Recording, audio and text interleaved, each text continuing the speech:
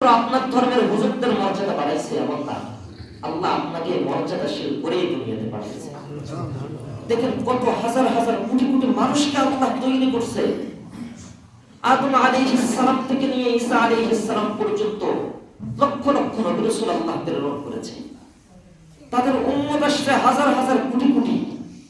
তার মধ্যে থেকে এই হাজার হাজার কোটি কোটি উম্মতের থেকে আপনার রূহকে দেখে আল্লাহ যাচাই বাছাই করে আপনাকে সংরক্ষণ করে রেখে দিয়েছিল শেষ নবীর উম্মত বানাবে বলে। সুবহানাল্লাহ। ওই নবীর উম্মত আল্লাহ আপনারে বানাই দিলেন, শ্রেষ্ঠ নবীর শ্রেষ্ঠ উম্মত বানাই দিলেন। আসমান থেকে যতদিন কিতাব নাযিল করেছে শ্রেষ্ঠ কিতাব আপনাকে দিলেন, সবথেকে ভালো ভালো নিয়ামত কিনে আপনাকে দিলেন। আজ থেকে নিয়ে পৃথিবীর অতীতের ইতিহাস আপনারা পড়েন, বর্তমান সময়ে যে পরিমাণ আধুনিক প্রযুক্তি আছে, অতীত ভবিষ্যতে বিশ্বে কোথাও এত উন্নত হয় নাই। বিশ্বের কোন যন্ত্রপাতি অতীতে এত উন্নত হয় নাই। চিকিৎসা বিজ্ঞানও এত উন্নত ছিল না, শিক্ষার কারিকুলামও এত উন্নত ছিল না, এত ঘরবাড়ি বিল্ডিংও ছিল না, যানবাহন এত উন্নত মানের ছিল না। অতীতে আপনাকে এমন একটা শ্রেষ্ঠ জামানায় প্রেরণ করেছেন আল্লাহ, যে জামানা দুনিয়াবি হাইসিয়ত থেকেও আল্লাহ শ্রেষ্ঠ করে দিয়েছে। শ্রেষ্ঠ নবীর শ্রেষ্ঠ উম্মত বানাইছে, আসমান থেকে শ্রেষ্ঠ কিতাব আপনাকে দিয়েছে। আল্লাহ নিজে আপনার অভিভাবক হয়েছে, তারপরেও আপনি কেন আল্লাহকে ভুলে গেলেন? কেন দিলে একটু নাড়া দিল না? যে মারে কামারে খাওয়া আর আমি কেমনে আমি আল্লাহর নাফরমানি করি। মুহাম্মদ রাসূলুল্লাহ যেই পরিমাণ উম্মতের জন্য কাঁদছে কোন নবী এই পরিমাণ কাঁদে নাই। যেই পরিমাণ উম্মতের জন্য ছটফট ছটফট করছে কোন নবী এই পরিমাণ ছটফট করে নাই। উম্মতের জন্য নবীজি যেই পরিমাণ কষ্ট ত্যাগ স্বীকার করেছে, পাথরের আঘাত সহ্য করেছে, হাজার হাজার মাইলকে মাইল মরুভূমির পথ পাড়ি দিয়ে গেছে লা ইলাহা ইল্লাল্লাহর দাওয়াত নিয়ে। ওই নবীজির তরিকা গিলে আপনি কেমনে ছেড়ে দিলেন? ফিরে আসেন, আল্লাহর দিকে ফিরে আসেন, নবীজির তরিকায় ফিরে আসেন। এক হাত দিয়ে কিতাব আঁকড়ে ধরেন আর ফুল শরীরটাকে নবীজির আখলাক দ্বারা আপনি সুসজ্জিত করেন। সারা দুনিয়া উলটপালট হয়ে যাবে, আপনাকে কেউ আপনার স্থান থেকে নড়াইতে পারবে না। আল্লাহর রহমত আপনাকে বেষ্টন করে দিবে। কোরআনের সাথে লেগে থাকেন।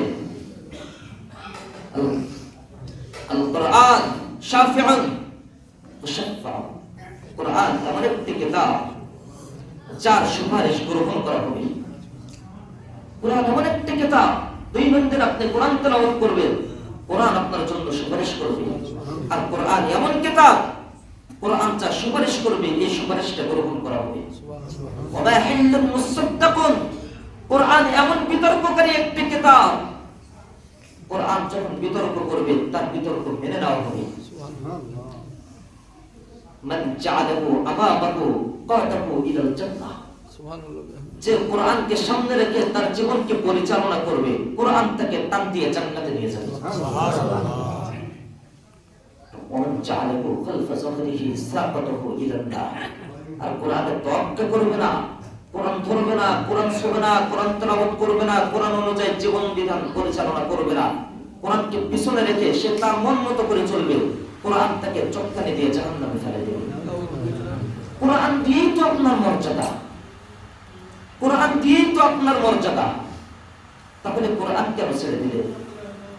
আপনি যত মডেলেই সাজেন, যত উন্নত করেন আপনাকে, আপনি নিজে যত উন্নত মানের বাড়ি করেন, যত উন্নত মানের গাড়ি করেন, আপনার লাইফস্টাইল যত উন্নত করে আপনি সুসজ্জিত করেন, আপনি নিজেকে যত দামি মানুষ বানান, রাষ্ট্রীয় বড় অফিসার বানান, এগুলো আপনার মাক্কাটি না।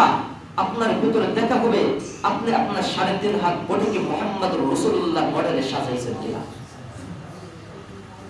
আপনার হাত হতে হবে নবীজির মতো, আপনার জবান হতে হবে নবীজির মতো, আপনার মাথা হবে নবীজির মতো, আপনার চলা বলা আপনার পাহাড়কে ফেলাই দিতে পারে নাই, পাহাড়কে এক জায়গা থেকে আরেক জায়গায় স্থানান্তর করতে পারে নাই। কেন? পাহাড় অনেক মজবুত, জমিনে যতটুকু উঁচু হয়ে আছে তার থেকে 3 গুণ বেশি মাটির নিচে সে ভিত্তিকে মজবুত করে আছে। তাই কোন ঝড় পাহাড়কে টলাইতে পারে না, এক জায়গা থেকে এক জায়গা নড়াইতে পারে না।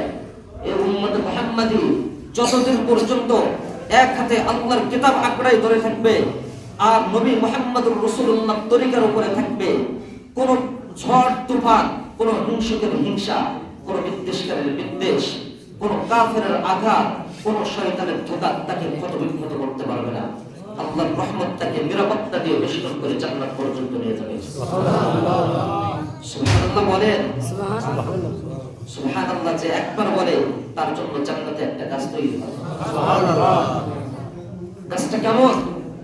নবী আলাইহিস সালাম হাদিস শরীফের মধ্যে বলে, এটা একটা দ্রুতগামী ঘোড়া যদি এই গাছটাকে যদি সওয়ার হয়, দ্রুতগামী ঘোড়া 100 বছর পর্যন্ত যদি দৌড় দেয়, এই গাছটা সীমানা পার করতে পারে না।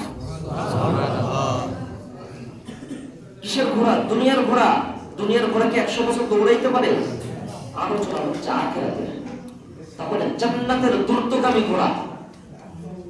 আর আখিরাতটা কেমন? আখিরাতের বছর আর দুনিয়ার বছর সমান না। আখিরাতের একদিন আল্লাহ সূরাতুল মাআরিজের মধ্যে বলেন, ফাতাদারুহুম সাইনা আলফা সানা।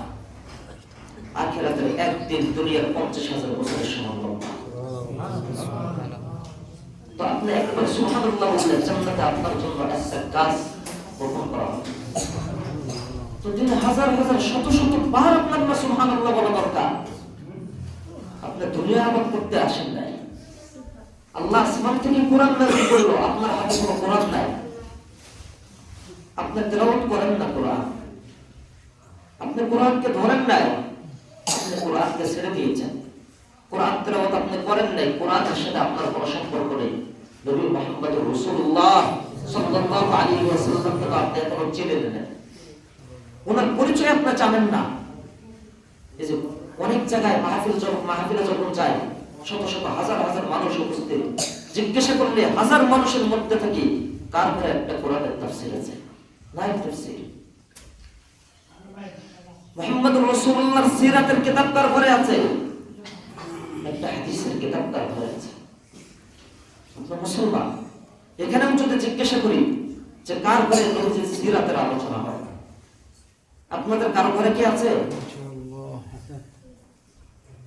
তাফসীরের একটা কিতাব আছে, কিন্তু অ্যান্ড্রয়েড ফোন আছে না, টিভি আছে না, ফ্রিজ সব আছে আপনাদের ঘরে। এত সুন্দর করে ঘরটাকে সাজাইলে এই ঘরটাকে মুহাম্মদ রাসূলুল্লাহ সিরাত দিয়ে সাজানো। আসলে সূরত সাময়িক সময়ের জন্য থাকে, যেখানে সৌন্দর্যটা একটা সাময়িক সময়ের জন্য থাকে। আর যদি সিরাতটাকে নিজের আখলাক চরিত্রটাকে যদি ঠিক করতে পারে, এটা শুধুমাত্র দুনিয়াতে চমকাবে এমন না, আখিরাতেও চমকাইতে থাকবে। সুবহানাল্লাহ। আল্লাহর কিতাব আল্লাহ আসমান থেকে নাযিল করছে, একটাই ধরেন, ইন্নাল কুরআন সাবাব, ইন্না হাযাল কুরআন সাবাব। কুরআন একটা রশি, তরফুহু বিয়াদিল্লাহ। এর একটা মাথা আছে আল্লাহর হাতে, তরফুহু বিআইদিকুম, আরেকটা মাথা তোমাদের হাতে। ফাতামাসসাকু বিহি, এটাকে তোমরা শক্ত করে মজবুতের সাথে তোমরা আঁকড়াই ধরো। লান তাদিল্লু ওয়া লান তুহলিকু বা'দাহু আবাদা, তাহলে তোমরা কখনো পথ হারা হবে না এবং তোমরা কখনো সঠিক পথ থেকে বিচ্যুত হবে না। এরপরে তোমরা কোনোদিন ধ্বংস হবে না। কি ধরতে হবে বলেন? বলেন, আওয়াজ দেন, আওয়াজ দিয়ে বলেন, আওয়াজ দিয়ে বলেন। সন্ত্রাসের ধর্ম না। আপনি মুসলমান, আজকে এখানে ইমাম নাই, আপনি ইমামতি করুন। আপনার মেয়ের বিবাহের খুতবা আপনি দিবেন। আপনার ফজরের নামাজ দিয়ে আপনার সকাল শুরু হবে, এসব নামাজ শেষ করে আপনার ঘুম হবে। আপনি সদা সর্বদা আপনি আপনার ইবাদতে মশগুল থাকবেন। আর দুনিয়া মাঝখান দিয়ে যা উপার্জন করলেন করলেন, না বলে না আপনার জন্য তো জান্নাত বরাদ্দ দেওয়াই আছে। দুনিয়া দিয়ে আপনি কি করবেন? কে নিয়ে গেল দুনিয়ায়? এক জায়গায় এক স্থানের জমি তো আরেক স্থানে স্থানান্তর হলো না, একটা বাড়িও কেউ ভিত পর্যন্ত তুলে নিয়ে যেতে পারলো না। হাজার হাজার লক্ষ কোটি টাকা রেখে মরে গেছে। কোটি কোটি টাকার মালিক কাপড়ের সাথে এটা তো আর কোনো প্রফিট নাই, কেউ কোনো টাকাও দেয় না। এয়ার কন্ডিশনের একটা বাড়ি বানাইলে, এত সুন্দর সুন্দর করে বাড়িটা বানাইলেন, প্রায় 4000 স্কয়ার ফিটের আপনার একটা বাড়ি, বিশাল বাড়ি, অনেক সুন্দর বিল্ডিং করছেন, আরামের জন্য সবকিছু আপনি তৈরি করছেন, স্ত্রী সন্তানের জন্য জিন্দেগিটা ব্যয় করছেন, দেশে কখনো থাকছেন সম্পদ উপার্জনে, কখনো বিদেশের মাটিতে পাড়ি জমাইছেন, হালাল হারাম তরফতে করেন দেয়, বউ বাচ্চার ভালো থাকার জন্য চুরি করছেন, সরকারি টাকা আত্মসাৎ করছেন, কলমের খোসা দিয়ে লাখ লাখ টাকা এই দেশের সম্পদ বিদেশে পাচার করছেন। কিন্তু এত সম্পদের মালিক আপনি আজকে মরে গেলেন, যে স্ত্রী সন্তানের জন্য করলেন, তারা আপনার তৈরিকৃত বাড়িতে তারা আজকে আর আপনাকে রাখতে চাচ্ছে না। রাখতে চায়? বলে যে আমার স্বামী আমার জন্য তার মা বাবাকে ত্যাগ করছে, রাষ্ট্রের হাজার হাজার কোটি টাকা পাচার করছে, আমি গরিব ছিলাম, আমার নামেও সে অনেক অনেক কোটি কোটি টাকার মালিক আমাকে বানাইছে, আমার স্বামী আজকে দুনিয়ার থেকে বিদায় নিয়ে গেছে, না না আজকের দিনে দাফন হবে না, আমার স্বামী আমার সাথে একটা মাস থাকে, এক মাস কেন, একদিনও না, একটা ঘন্টা না, আপনি মারা যাওয়ার সাথে সাথে বলে এটাকে বাড়ির থেকে বের করো। মুর্দা লাশ ঘরে জিম্বুত আসবে, এই ঘরে রাখা যাবে না, এটাকে ফলাই নিয়ে যাও বাড়ির বারান্দাতেও না। এটা কখন আপনি বুঝবেন? যখন আপনি আল্লাহর কোরআন পড়বেন। আল্লাহ করে দিয়েছে ওয়ামাল হায়াতুদ দুনিয়া ইল্লা মাতাউন গুরুর, দুনিয়া তো ধোঁকা, দুনিয়া ধোঁকা, খেলতামশা। সফলতা কোথায়? তুমি দুনিয়ার টাকা, কোটি কোটি টাকা কামাই তুমি কি সফলতা অর্জন করতে চাও? সফলতা অর্জন হবে না, টাকা সফলতা তোমাকে দিতে পারে না।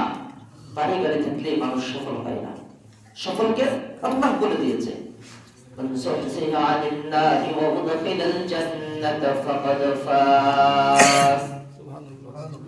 যে ব্যক্তি জাহান্নাম থেকে মুক্তি পেল, আল্লাহর জান্নাতের ভিতরে ঢুকে গেল, ওই লোকটাই সফল কাম হলো। তাহলে সফলতার মাপকাঠি কি? জাহান্নাম থেকে মুক্তি পাওয়া, জান্নাতে দাখিল হয়ে যাওয়া। আমাদের তো মেইন টার্গেট আল্লাহ এবং আল্লাহর রাসূল। আমাদের টার্গেটই আল্লাহ এবং আল্লাহর রাসূল। সাহাবা আজমাইন আগে জান্নাত ঠিক রাখতেন, তারপরে দুনিয়া। আমরা দুনিয়া ঠিক করি আর বলি জান্নাত হয়ে যাবে না, জান্নাত ঠিক করে দুনিয়া এমনি হয়ে যাবে। দুনিয়া তো আপনার তকদিরে মুকদ্দর করা, এটা আল্লাহর পক্ষ থেকে লিখিত। আল্লাহ আপনার তকদিরে যা রাখছে আপনি তাই পাবেন। আর যদি এই কোরআন আপনি যদি আঁকড়ে ধরেন, এটাকে শক্ত করে যদি আপনি আঁকড়ে ধরেন, লান্তা দিল্লু, আপনি পথভ্রষ্ট হবেন না। এরপরে আর কোনদিন আপনি ধ্বংস হবেন না। কোরআন আপনি তো আঁকড়ে ধরেছেন, কোরআন তেলাওয়াত করে, কোরআন আপনার দুনিয়ারও সমাধান দিয়েছে, আখিরাতেরও সমাধান দিয়েছে। একজন সাহাবী, নবীজির জলিলুল কদর সাহাবী আব্দুল্লাহ ইবনে মাসউদ রাদিয়াল্লাহু আনহু, ওনার যখন ইন্তেকালের মুহূর্ত ঘনায় আসছে, ওর যে মওত রোগে উনি আক্রান্ত হয়ে গেছে, নবীজির বড় একজন সাহাবী হাজার হাজার হাদিস রওয়ায়াত করেছেন, ইসলামের জন্য যার অগাধ ভূমিকা আছে, এরকম একজন সাহাবী দুনিয়া থেকে বিদায় নিয়ে যাচ্ছে। হযরত ওসমান গনি রাদিয়াল্লাহু আনহু, উনি তখন খলিফাতুল মুসলিমিন, উনি আব্দুল্লাহ ইবনে মাসউদের সাক্ষাতে আসলেন, এসে ওনার সাথে কথা বলতেছে। দেখেন সাহাবীদের আলোচনা কত সুন্দর চমৎকার হয়ে থাকে। খলিফাতুল মুসলিমিন ওসমান রাদিয়াল্লাহু আনহু জিজ্ঞাসা করলেন, এটা ইবনে কাসির রাহিমাহুল্লাহ উনি ওনার তাফসীর গ্রন্থের মধ্যে নিয়ে আসছেন, আর আসাহুত তাফসীর বলা হয় ইবনে কাসির, এই তাফসীরটা কি অনেক গ্রহণযোগ্য একটা তাফসীর। উনি নিয়ে আসছেন ঘটনাটি। ওসমান রাদিয়াল্লাহু আনহু আব্দুল্লাহ ইবনে মাসউদ রাদিয়াল্লাহু আনহু কে জিজ্ঞাসা করে, মা তাশতাকি, আপনার অসুখটা কি একটু আমারে বলেন। উনি বলতেছেন, জুনুবি, আমার তো অন্য কোনো অসুখ নাই, আমার রোগ আমার গুনাহ, আমি যা গুনাহ করছি এইটাই শুধুমাত্র আমার রোগ। উনি মরছে মওত রোগে আক্রান্ত, ওনাকে জিজ্ঞাসা করে, মা তাশতাহি, মরার আগে আপনার ইচ্ছা কি, আপনার কামনা, আপনার তামান্না কি?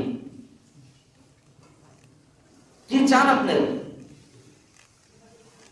উনি বলতেছেন রহমত রব্বি, আমি আমার রবের রহমত চাই। আপনি আমি কি চাইতাম? উনি চাচ্ছেন কি? আমি আমার রবের রহমত চাই। বলে আপনার জন্য আমি ডাক্তার রাখবো কি? বলে না না, ডাক্তার দেখবেন কেন? ডাক্তারটাকে আনার দরকার নাই, ডাক্তারই তো আমাদের অসুস্থ করছে। ওনারা বলে তাহলে বাইতুল মাল থেকে আপনি নবীজির বড় সাহাবী, আমিও খলিফাতুল মুসলিমিন, বাইতুল মাল থেকে আমি আপনার জন্য কোনো একটা সম্পদ বরাদ্দ দেই। বলে বললেন লা হাজাতা লি ফিহা, এটা আমার কোনো দরকার নেই, এটা আমার দরকার নেই। সাহাবা আজমাইন নবীজির হাদিসের উপর আমল করতেন। নবীজি বলতেন ওয়াজহাদ ফিদ দুনিয়া ফাইন্নাকা ইউহিব্বুকাল্লাহ, দুনিয়ার মহব্বত ত্যাগ করো, আল্লাহ আপনাকে ভালোবাসবেন। ওয়াজহাদ ফিমা ইনদান নাস ইউহিব্বুকান নাস, মানুষের কাছে যা সম্পদ আছে এগুলো লোভ লালসা ত্যাগ করো, মানুষ তোমাকে ভালোবাসবে। দেখেন জাহিদ ফিদ দুনিয়া কেমন ছিল, রাষ্ট্রীয় কোষাগার থেকে সম্পদ দিতে চাচ্ছে, বলতেছেন লা হাজাতা লি ফিহা, এটা আমার দরকার নেই। তখন উসমান রাদিয়াল্লাহু আনহু বলতেছে ও ভাই, আমি যদি এই সময় তোমাকে যে সম্পদটা দিব তোমার কন্যাদের কাজে আসবে, উপকারে আসবে, তোমার কন্যাদের উপকারে আসবে, এই সম্পদটা তুমি গ্রহণ করো, তুমি রেখে দাও। তখন উনি বলতেছে এ খলিফাতুল মুসলিমিন, তুমি কি মনে করো? তুমি মনে করতেছো আমার ইন্তেকালের পরে আমার সন্তানরা, আমার কন্যারা অসহায় হয়ে যাবে, নিঃস্ব হয়ে যাবে, দরিদ্র হয়ে যাবে, খাবার পাবে না, ভাত পাবে না, রুটি পাবে না? তুমি কি টেনশন করো? আমি এই টেনশন করি না। কেন? আমি আমার কন্যাদেরকে জোর নির্দেশ দিয়েছি, তোমরা প্রত্যেকদিন মাগরিবের পরে রাত্রেবেলা তোমরা সূরাতুল ওয়াকিয়া পাঠ করবা। কেন? আমি নবীজি সাল্লাল্লাহু আলাইহি ওয়াসাল্লামকে বলতে শুনেছি মান ক্বারা সূরাতুল ওয়াকিয়া কুল্লা লাইলাতিন লাম তুসিবহু ফাকাতান আবাদা, যে ব্যক্তি প্রত্যেকটা রাতে সূরা ওয়াকিয়া পাঠ করে ও কোনোদিন ক্ষুধার্ত থাকবে না। কোরআন ধরে আমি তো আমার কন্যাদেরকে সূরাতুল ওয়াকিয়া তেলাওয়াতের শিক্ষা দিয়েছি, নির্দেশ দিয়েছি, তারা সূরা ওয়াকিয়া তেলাওয়াত করবে। সুতরাং তোমার রাষ্ট্রীয় সম্পদের দরকার কি? আমার তো মালিক আল্লাহ, রিজিক দেন কে? আল্লাহ তাআলা। রিজিক দেন কে? আল্লাহ তাআলা। ওই আল্লাহকে ভুলে গেলেন। জমিনে জিরা ধান কাটতেছে, ধান কাটতে যেয়ে তো নামাজ ত্যাগ করে, ধান কাটতে যেয়ে তো নামাজ ত্যাগ করে। ফজরে যদি ডাকি ভাই আসেন নামাজে আসেন, নামাজে আসেন, শীত প্রচুর ঠান্ডা। আমার বাড়ি কিন্তু একবারে রাস্তার পাশে, রাত্রে 4টার সময় মানুষ দলে দলে যায় ধান কাটতে। কেন? আগের থেকে কাটলে একটু বেশি কাটা যাবে। শেষ রাত্রে 4টার দিকে কি ঠান্ডা লাগে না? মসজিদে কি শুধু ঠান্ডা? এই যে আপনারা এখন আল কোদাল করতেছেন, জমিনে বীজ ফেলাবেন, বিছন ফেলাবেন, কাদা পানির মধ্যে কুয়াশা, এখান থেকে এখানে দেখা যায় না। দিনাজপুর তো সব থেকে বেশি শীত। এখানে আপনি কাদা পানিতে নেমে কাজ করতেছেন, এখানে কি আপনাকে ঠান্ডা লাগে না? বলেন, ওখানকার তুলনায় কি আল্লাহর ঘরের ঠান্ডা বেশি? মানুষ, আপনার কি কবরের অন্ধকার মনে নাই? কবরের ঠান্ডার কথা কি আপনি ভুলে গেছেন? কখনো বৃষ্টির অজুহাত দেন, কখনো সূর্যের তাপের অজুহাত দেন। মালিক আপনারে খাওয়ায়, মালিক আপনারে চলার শক্তি দেয়, মালিক আপনারে লালন পালন করে, মালিকের আল্লাহকে ভুলে গেলেন আপনি। কে আছে ইনসান? আল্লাহ আপনাকে ডাকতে, আপনি আল্লাহর ঘরে না এসে আপনি কোথায় দৌড়ান? আল্লাহ আপনারা প্রত্যেকটা মুহূর্তে আল্লাহ আপনাকে পরিচালনা করে, আল্লাহ আপনাকে খাওয়ায়, আল্লাহ আপনাকে লালন পালন করে। আল্লাহ শুধুমাত্র আপনার ধর্মের হুজুরদের মর্যাদা বাড়াইছে এমন না, আল্লাহ আপনাকে মর্যাদাশীল করেই দুনিয়াতে পাঠিয়েছে। দেখেন কত হাজার হাজার কোটি কোটি মানুষকে আল্লাহ তৈরি করছে। আদম আলাইহিস সালাম থেকে নিয়ে ঈসা আলাইহিস সালাম পর্যন্ত লক্ষ লক্ষ নবী রাসূল আল্লাহ প্রেরণ করেছে। তাদের উম্মত আসছে হাজার হাজার কোটি কোটি। তার মধ্যে থেকে এই হাজার হাজার কোটি কোটি উম্মতের থেকে আপনার রূহকে দেখে আল্লাহ যাচাই বাছাই করে আপনাকে সংরক্ষণ করে রেখে দিয়েছিল শেষ নবীর উম্মত বানাবে বলে। সুবহানাল্লাহ। ওই নবীর উম্মত আল্লাহ আপনারে বানাই দিলেন, শ্রেষ্ঠ নবীর শ্রেষ্ঠ উম্মত বানাই দিলেন। আসমান থেকে যতগুলি কিতাব নাযিল করেছে শ্রেষ্ঠ কিতাব আপনাকে দিলেন, সবথেকে ভালো ভালো নিয়ামত কিনে আপনাকে দিলেন। আজ থেকে নিয়ে পৃথিবীর অতীতের ইতিহাস আপনারা পড়েন, বর্তমান সময়ে যে পরিমাণ আধুনিক প্রযুক্তি আছে, অতীত ভবিষ্যতে বিশ্বে কোথাও এত উন্নত হয় নাই। বিশ্বের কোন যন্ত্রপাতি অতীতে এত উন্নত হয় নাই। চিকিৎসা বিজ্ঞানও এত উন্নত ছিল না, শিক্ষার কারিকুলামও এত উন্নত ছিল না, এত ঘরবাড়ি বিল্ডিংও ছিল না, যানবাহন এত উন্নত মানের ছিল না। অতীতে আপনাকে এমন একটা শ্রেষ্ঠ জামানায় প্রেরণ করেছেন আল্লাহ, যে জামানা দুনিয়াবি হাইসিয়ত থেকেও আল্লাহ শ্রেষ্ঠ করে দিয়েছে। শ্রেষ্ঠ নবীর শ্রেষ্ঠ উম্মত বানাইছে, আসমান থেকে শ্রেষ্ঠ কিতাব আপনাকে দিয়েছে। আল্লাহ নিজে আপনার অভিভাবক হয়েছে, তারপরেও আপনি কেন আল্লাহকে ভুলে গেলেন? কেন দিলে একটু নাড়া দিল না? যে মারে কামারে খাওয়া আর আমি কেমনে আমি আল্লাহর নাফরমানি করি। মুহাম্মদ রাসূলুল্লাহ যেই পরিমাণ উম্মতের জন্য কাঁদছে, কোন নবী এই পরিমাণ কাঁদে নাই। যেই পরিমাণ উম্মতের জন্য ছটফট করছে, কোন নবী এই পরিমাণ ছটফট করে নাই। উম্মতের জন্য নবীজি যেই পরিমাণ কষ্ট ত্যাগ স্বীকার করেছে, পাথরের আঘাত সহ্য করেছে, হাজার হাজার মাইলকে মাইল মরুভূমির পথ পাড়ি দিয়ে গেছে লা ইলাহা ইল্লাল্লাহর দাওয়াত নিয়ে। ওই নবীজির তরিকা গিলে আপনি কেমনে ছেড়ে দিলেন? ফিরে আসেন, আল্লাহর দিকে ফিরে আসেন, নবীজির তরিকায় ফিরে আসেন। এক হাত দিয়ে কিতাব আঁকড়ে ধরেন আর ফুল শরীরটাকে নবীজির আখলাক দ্বারা আপনি সুসজ্জিত করেন। সারা দুনিয়া উলট পালট হয়ে যাবে, আপনাকে কেউ আপনার স্থান থেকে নড়াইতে পারবে না। আল্লাহর রহমত আপনাকে বেষ্টন করে দিবে। কোরআনের সাথে লেগে থাকেন।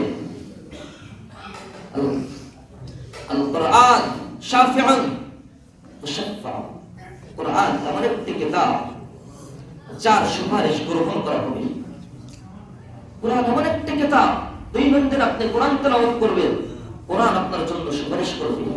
আর কোরআন এমন কিতাব, কোরআন যা সুপারিশ করবে এই সুপারিশটা গ্রহণ করা হবে। ওয়া হিল্লুল মুসাদ্দাকুন। কোরআন এমন বিতর্ককারী একটি কিতাব, কোরআন যখন বিতর্ক করবে তার বিতর্ক মেনে নেওয়া হবে।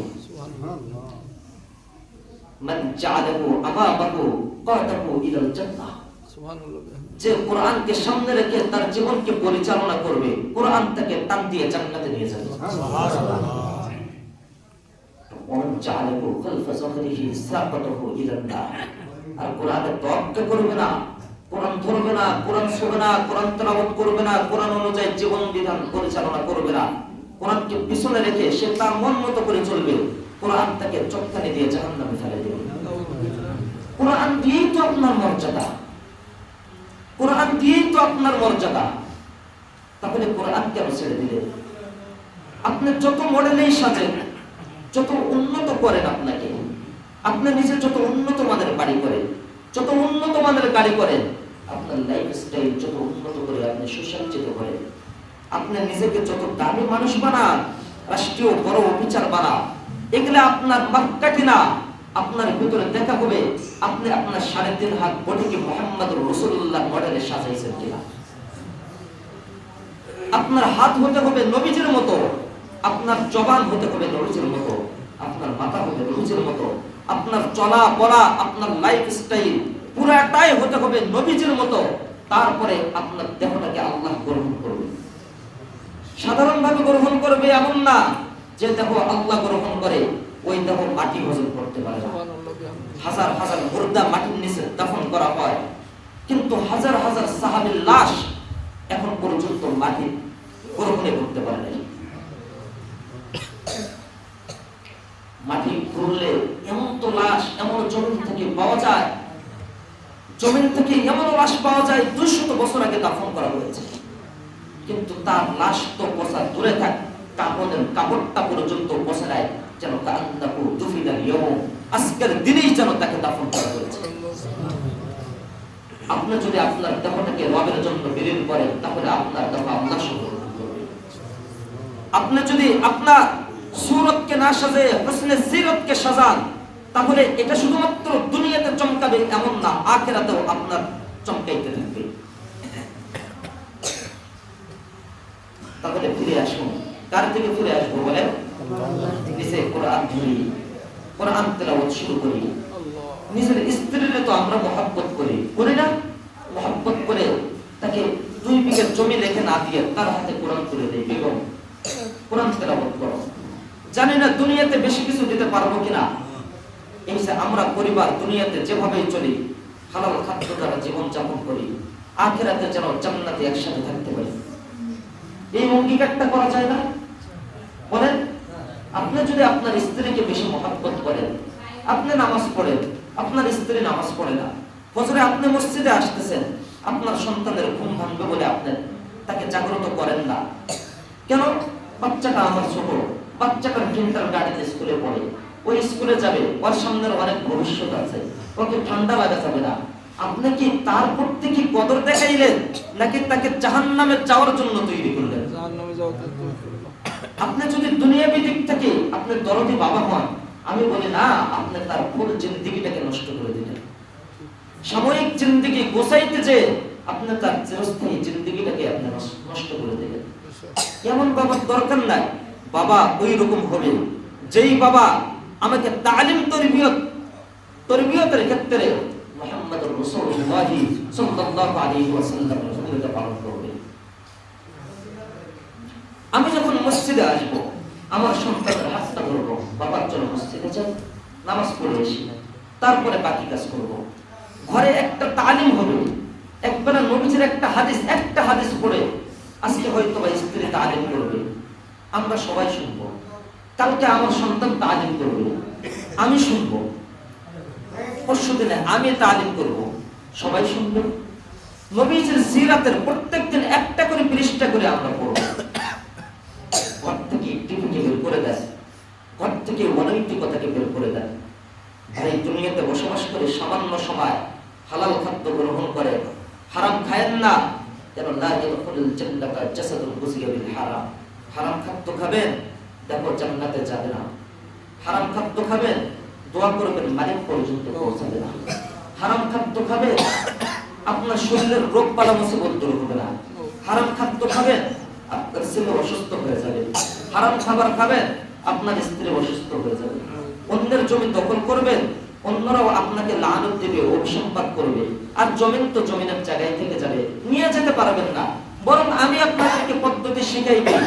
কতদিনে বাড়ির মালিক আপনি হতে চান, এই বাড়ির মালিক কি পরিমাণ বাড়ির মালিক আপনি হবেন, এই শিক্ষাটা আমার রাসূল দিয়েছে। যে তুমি যেই পরিমাণ বাড়ির মালিক হতে চাও, ওই পরিমাণ তুমি ইবাদত করো। ইবাদতের পদ্ধতি নবীজি শিখাই দিয়েছে। নবীজি বলেন, মান ক্বারাআ সূরাতুল ইখলাস আই কুল হুয়াল্লাহু আহাদ, যে ব্যক্তি কুল হুয়াল্লাহু আহাদ এই সূরাটা 10 মাররাত 10 বার পাঠ করে, বানাল্লাহু লাহু বাইতান ফিল জান্নাহ, আল্লাহ জান্নাতে তার মালিকানায় একটা বাড়ি বানায় দেয়। সুবহানাল্লাহ। তাহলে আপনি যদি মনে করেন যে আপনার এক বাড়িতে পোষাবে না, 10টা বাড়ি দরকার, তাহলে আপনি 100 বার সূরাতুল ইখলাস পড়েন। যদি মনে করেন যে আমি দৈনন্দিন সকালে 10 বার পড়ব, সন্ধ্যায় 10 বার পড়ব, তাহলে প্রত্যেকদিন আপনি 2টা করে বাড়ির মালিক হবেন। সেই মালিকানা কোথায় হবে বলেন? জান্নাতে। আওয়াজ দিয়ে বলেন, কোথায় হবে? জান্নাতে। মালিকানা কোথায়? জান্নাতে। জান্নাতে। আর জান্নাত কি মনে করছেন? আপনার তো এখানকার তুলনায় আমবাড়ির জায়গার দাম বেশি, এখানকার তুলনায় আপনার হচ্ছে দিনাজপুর জেলা সদরের দাম বেশি, এখান থেকে থানা সদরের দাম আর একটু কম, এখান থেকে যদি আপনি রাজধানীতে যান, রাজধানীতে আরো একটু দাম বেশি, ওখান থেকে যদি আপনি রাজধানীর গুলশান এলাকায় যদি যান, গুলশান বনানী এলাকায় দাম আরো বেশি, তাই না? তাহলে আল্লাহর জান্নাতের দাম কত? আল্লাহর জান্নাতের দাম কত? এই तमाम দুনিয়া যদি কয়েক কোটি বারে বিক্রি করা হয়, এই পুরা দুনিয়ার মালিক যদি আপনাকে বানাই দেওয়া হয়, আর এই দুনিয়া যদি আপনি কয়েক লক্ষ কোটি বারও যদি বিক্রি করে দেন, যেই পরিমাণ সম্পদ হবে, এই সম্পদের মূল্য জান্নাতের একটা জানালার একটা শিকের টুকরার মূল্যের সমান হবে না। এত দামি জান্নাত, ওখানে বাড়ির মালিক। দুনিয়াতে তো কোনো কিছুর মালিকানা নাই। আজকে আমি বানাই, ছেলে বলে বাড়ি আমার, মেয়ে বলে ওখানে আমারও অংশ আছে, স্ত্রী বলে পাবো তো আমি, ভাই ভাই আবার দ্বন্দ্ব লাগে, লাগে না? আর ওখানকার মালিকানায় আপনি যে ব্যক্তি সূরা ইখলাস 10 বার পড়লো, তার জন্য আপনি যদি আব্দুল্লাহ যদি পড়ে, তাহলে কসরে আব্দুল্লাহ নামে জান্নাতে একটা মহল অট্টালিকা তৈরি হবে। এই অট্টালিকা তার মালিকানায়, সে অনুমতি দিলে কেউ আসতে পারবে, অন্যথায় কেউ আসতে পারবে না। দখলদারি তো দূরে থাক, এখানে হাজার হাজার আল্লাহর ফেরেশতারা পাহারাদারি করবে। তাহলে ওই মালিকানা দেয়। দুনিয়াতে কেউ কোনো কিছুর মালিক হতে পারে না, রিজিকটা আল্লাহর পক্ষ থেকে বন্টন। আল্লাহ আপনার রিজিকে যা রাখছে আপনি ওইটাই পেয়ে যাবেন। ইমাম গাযালি রাহিমাহুল্লাহ বলতেন যে তোমার তাকদীরে যা মুকদ্দার আছে, এটা যদি দুই পাহাড়ের মাঝখানে চিপায় পড়ে থাকে, ওখান থেকে উঠে নিয়ে আসি, এইটা তুমি পেয়ে যাবা। আর যদি তোমার তাকদীরে মুকদ্দার না থাকে, এটা দুই ঠোঁটের মাঝখানে যদি থাকে, এখান থেকে পড়ে যাবে, এটা তুমি খেতে পারবে না। এটা তোমার রিজিক না। আপনি রিজিক নিয়েও কোনোদিন চিন্তা করেন নাই আপনার বাড়ি কোথায়, আপনার বসবাস কোথায়, আপনি থাকতেছেন কোথায়, খাইতেছেন কোথায়। আপনার এলাকায় তো সবাই মনে হয় আপেল আর আঙ্গুর চাষ করেন, করেন না? আপনারা খান কি খান না? আপেল খান না, আঙ্গুর খান। কোথায়? ওই কাশ্মীরে একটা গাছে এই আঙ্গুর ধরছিল, গাছটাকে ছোট থেকে বড় করলো কে? এখানে ফুল আসলো, অনেক পোকা বসছিল, এই ফুল থেকে এই ফলটাকে সংরক্ষণ করলেন কে? কাশ্মীরে। আপনি তো কোনোদিন কাশ্মীরে যান নাই, ওখান থেকে এটাকে ইম্পোর্ট করাইলো বাংলাদেশের রাজধানীতে কে? আপনি তো আর ঢাকায় আঙ্গুর কিনতে যান না, নাকি আঙ্গুর কেনার জন্য ঢাকায় যান? যেখানে বিদেশ থেকে এসে নামে, ওখান থেকে আমি সব ডাইরেক্ট কিনে নিয়ে আসি। ওখান থেকে জেলা সদরে আসা হয়, জেলা শহর থেকে থানা পর্যায়ে যায়। আমরা তো থানাতেও কিনতে যেতে পারি না, আমরা আমাদের পার্শ্ববর্তী শহরে। তারপরেও পার্শ্ববর্তী শহরে যখন আসে, আসার সাথে কি কাঠামো খোলার সাথে আমি কিনি। কত মানুষ ধরে, কত মানুষ নাড়ে, কত মানুষের নজরে পড়ে, কেউ নেয় না। কেন? যেটা আমার রিজিকে বরাদ্দ, ওটাই আমার হাতে আসে, ওটাই আমি ওজন করে বাড়িতে নিয়ে আসি। নিয়ে আসার পরে আমি কি একাই খাই? বাজার তো আর আমার বউ করতে যায় না, বাজার তো করতে গেছিলাম আমি, কিন্তু খাই তো অনেকেই। এই যে যারা খালো, যেটা যার রিজিকে বরাদ্দ আল্লাহ করে দিয়ে রাখছে, সে ওই অংশটাই খেয়ে ফেলছে। ওখান থেকে আমদানি করে এই পর্যন্ত যে খাওয়াইলো, উনি হলেন আল্লাহ। উনি আপনার জন্য এত কিছু করলেন, আপনি ওই মালিককে কি দিলেন? সকালে ফজরে আল্লাহ ডাক দিল, আপনি আসলেন না, তার ডাকে সাড়া দিলেন না। জোহরে আল্লাহ ডাক দিল, আপনি তাওয়াক্কুল করলেন, মাঠে কাটাই দিলেন, ধানের পিছনে, কল্লার পিছনে, আপনার কাঁচা বাজারের পিছনে আপনি কাটাই দিলেন।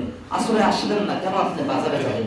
মাগরিবে আসলেন না কেন? বন্ধু বান্ধবের সাথে আড্ডা দিতে হবে। এসে না পরে বউয়ের সাথে সময় দিয়ে আপনি ঘুমাই গেলেন। এইভাবে হায়াতের জিন্দেগি, ফুল লাইফ 70টা বছর রবের নাফরমানি করলেন, আল্লাহর নাফরমানি করলেন। তারপরেও আল্লাহ আপনার উপরে রাগ হয়ে আপনার খাবার বন্ধ করে দেয় নাই, আল্লাহর জমিন থেকে আল্লাহ আপনাকে বের করে দেয় নাই, আল্লাহ শ্বাস প্রশ্বাস নাও বন্ধ করে দেয় নাই। শরীরে যে রক্ত প্রবাহিত হতে হয়, কোন মুহূর্তে কোন জায়গায় রক্ত প্রবাহিত করাইতে হবে, এটা আল্লাহ নিজেই করে দিচ্ছেন। এটার জন্য আপনার থেকে কোনো বিনিময় চান নাই। ওই আল্লাহ এখন পর্যন্ত আপনাকে সময় দিয়ে আপনাকে ডাকতেছে, বান্দা 70 বছর গুনাহ করেছিস, বুঝিস নাই, এখন তুই আমার দিকে ফিরে আয়, আমি তোর 70 বছরের জিন্দেগীর গুনাহ মাফ করব। সুবহানাল্লাহ। আল্লাহ, ওই আল্লাহর সাথে সম্পর্ক করেন। দুনিয়াতে 16 আনা কাউকে রাজি করা যায় না, দুনিয়াতে 16 আনা কেউ খুশি হয় না। দুনিয়াতে মানুষ যার জন্য জীবন, মান, সম্মান, ইজ্জত সব বিলীন করে দেয়, তাদেরকেও 16 আনা খুশি করা যায় না। 16 আনা খুশি একমাত্র আল্লাহকে করা যায়। সুবহানাল্লাহ। আর দুনিয়াতে যত মহব্বত আল্লাহ আপনাকে করে, এই পরিমাণ মহব্বত কেউ করে না। আপনি বুঝেন না, আলোচনা শুরু থেকে শুনলেই তো আপনি বুঝতে পারতেন যে আল্লাহ আপনাকে তৈরি করলেন, রূহকে সংরক্ষণ করলেন, শেষ নবীর শ্রেষ্ঠ নবীর শ্রেষ্ঠ উম্মত আল্লাহ আপনাকে বানাইলেন,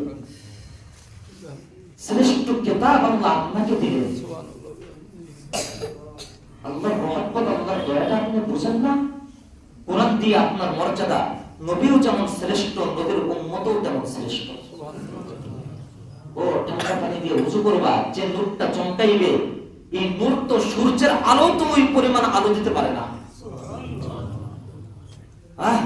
কি মর্যাদা দিলেন আল্লাহ আপনার, আর মর্যাদা কি আপনি নষ্ট করে দিলেন? কেন নষ্ট করিলেন?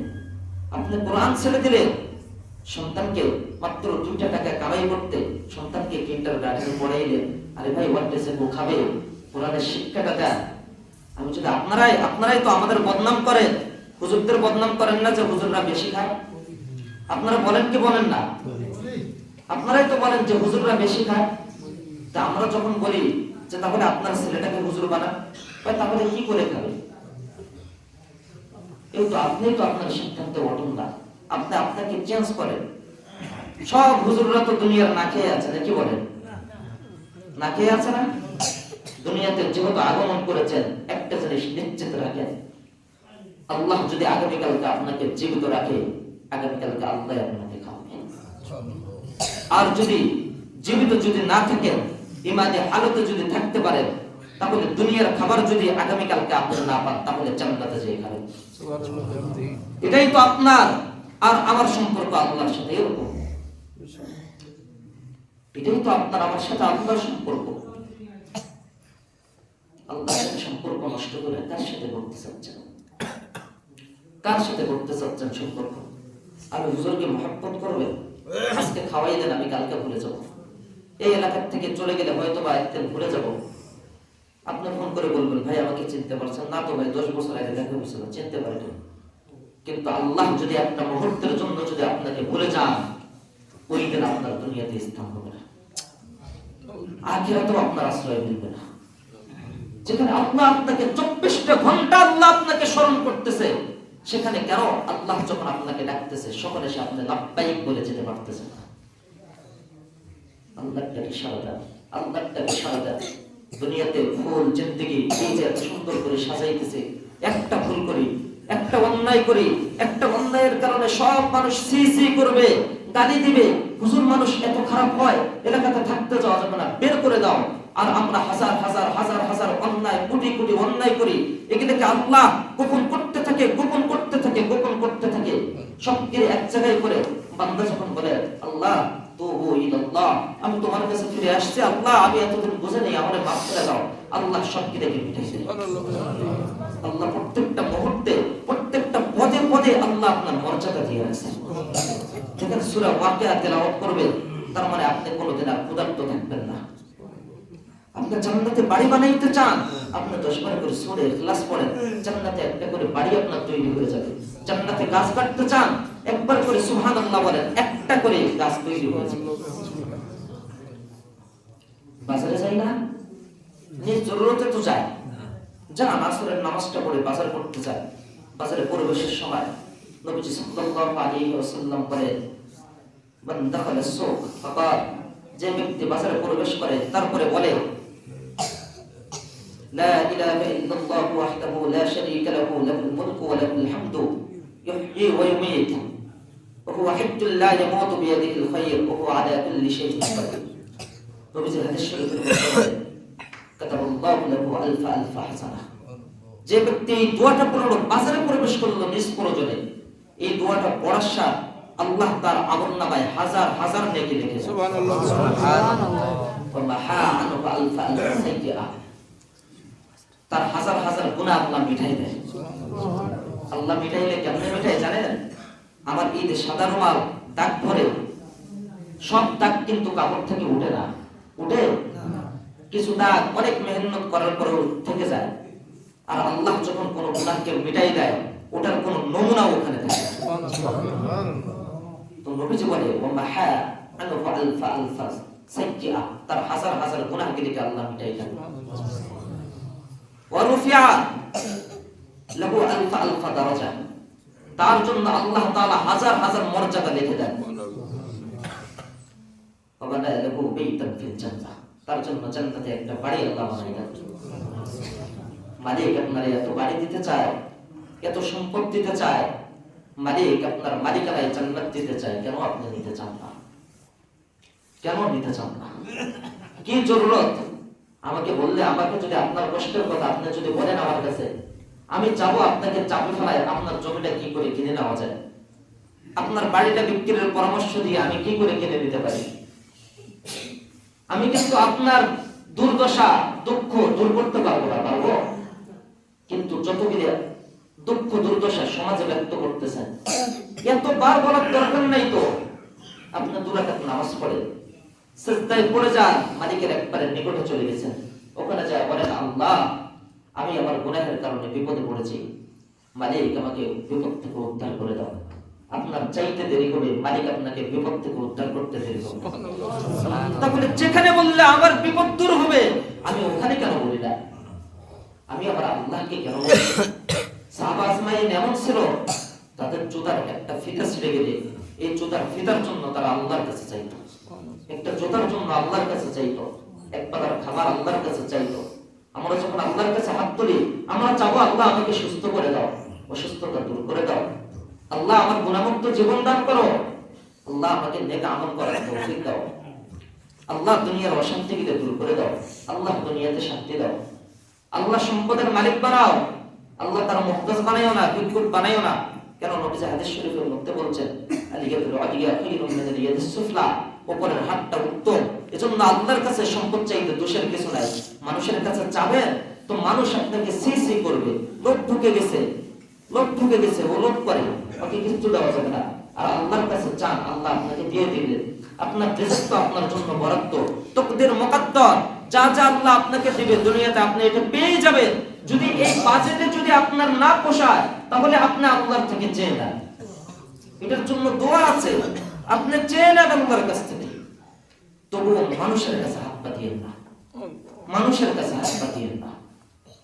মানুষের কাছে নিজের দুঃখ কষ্ট শেয়ার যে পরিমাণ করেন, ভাই আল্লাহকে যে কোনো ভাষায় বলা যায়, আল্লাহকে যে কোনো ভাষায় বলা যায়, যেভাবে বলবেন, যেখান থেকে বলবেন, ওখান থেকেই আল্লাহ শুনে। আমাকে বলতে বলে আমার কাছে যেতে হবে, অথবা মোবাইলের টাকা খরচ করে আমাকে বলতে হবে। আল্লাহকে বলতে কোনো টাকা লাগে না। এখানে বিপদে পড়ছে, জমিনে চলে গেছে, জমিনে কাজ করতে করতে গলা পর্যন্ত ঢুকে গেছে ভিতরে, নাকটা মুখটা বের হয়ে আছে, এখান থেকে বের করে আল্লাহকে আল্লাহ করে ডাক দেন, আল্লাহ সাড়া দিবে। যদি দুনিয়ার তামাম মানুষ আপনার যদি সম্পর্ক আল্লাহর সাথে করতে পারেন, সারা দুনিয়ার মানুষ যদি আপনাকে গর্তের ভিতরে ঢুকাই দেয়, ওখান থেকে টান দিয়ে আল্লাহ আপনাকে বের করে নিয়ে আসবে। আর আল্লাহ যদি কাউকে উপরে তুলে, সারা দুনিয়ার কেউ কাউকে নিচে নামাইতে পারে না। আর আল্লাহ যদি কাউকে নিচে নামাই দেয়, সারা দুনিয়া মিলে তাকে টেনে উপরে তুলতে পারবে না। তাই সম্পর্ক করবো কার সাথে বলেন? আজকের আলোচনার পর থেকে কোরআন তেলাওয়াত প্রত্যেকের ঘরে চালু করবো তো ইনশাআল্লাহ। আজকের আলোচনার মাকসাদ, আজকে থেকে নামাজ তরক করবো না। কে ঠান্ডা কে গরম, ফজরের নামাজ মসজিদে এসে পড়বো। নবীদের সময় পরিষ্কার ছিল, এখন তো হুজুররা ব্যক্তি বিশেষ মাসআলা দেয়, তাই না? বড় বড় মানুষ মিলে মাসআলা ভিন্ন দেয়, এটা ইহুদিদের স্বভাব ছিল। মাসআলা সবার জন্য সমান। এই উম্মত মুহাম্মাদে যখন এই দাবি করবেন, তখন ফ্রেশ করা কোরআন পড়তে হবে, 5 ওয়াক্ত নামাজ জামাতের সাথে আদায় করবে। নবীদের উম্মতের বৈশিষ্ট্য, নবীদের উম্মত কোনোদিন মিথ্যা বলবে না। আপনারা মিথ্যা বলেন তো? যদি মিথ্যা বলেন, তাহলে এই মিথ্যার দুর্গন্ধে শত শত মাইল দূরে রহমতের ফেরেশতারা চলে যাবে, থাকবে না আপনার আশেপাশে। মিথ্যা কেউ বলবেন না, হিংসা করবেন না, দিলটাকে বড় করেন। হিংসা মানুষের নেক আমলকে একবারে বরবাদ করে দেয়। সিদ্ধান্ত আপনি না, আপনি আপনার 70 বছরের জিন্দেগীর নেক আমল ঠিক রাখবেন নাকি হিংসা করে নষ্ট করবেন? আমরা তো হিংসা বেশি করি। আগে সাহাবা আজমাইনরা নিজেদের দুঃখে নিজেদের কষ্টে তারা ব্যথিত হইতেন, আর এখন আমরা মানুষের উন্নতি দেখলে আমরা ব্যথিত হই, তাই না? মানুষের উপরে যখন কোনো বিপদ আসে, তখন আমরা বলি এটা গজব, আর নিজের উপরে যখন কোনো বিপদ আসে, তখন বলি এটা রবের পরীক্ষা। কেমন ইনসাফ এটা আপনার? আপনি একটা কথাও ইনসাফের সাথে বলতে পারেন না। আপনার একটা দিল, যে দিলটা আল্লাহর সাথে সবসময় একটা সম্পর্ক থাকে, এই দিলটাকে আপনি সাফ করতে পারতেছেন না। আপনার দিলটার ভিতরে হিংস্র প্রাণের স্বভাব দিলে কেন এখানে রাখছেন? এটা কলব থেকে বের করে দেয়, হিংসাত্মক মনোভাব দূর করে দেয়। আল্লাহর দিকে দৌড় দিয়ে আসেন, আল্লাহর ঘরে আসেন, নামাজ পড়েন, কোরআন তেলাওয়াত করেন, কোরআন অনুযায়ী জীবন পরিবার পরিচালনা করেন, দেখবেন আপনার দুনিয়ার জিন্দেগিও সুন্দর, আখিরাতের জিন্দেগিও সুন্দর। আল্লাহ রাব্বুল আলামিন আমাদের সবাইকে কোরআন সুন্নাহকে গ্রহণ করে সঠিকভাবে আমল করে আমাদের এই ক্ষণস্থায়ী জিন্দেগিটাকে সুন্দর করে চিরস্থায়ী আখিরাতকে কামাই করে নেওয়ার তৌফিক দান করেন। ওয়া আখিরু দাওয়ানা আলহামদুলিল্লাহি রাব্বিল আলামিন। আসসালামু আলাইকুম ওয়া রাহমাতুল্লাহি ওয়া বারাকাতুহু।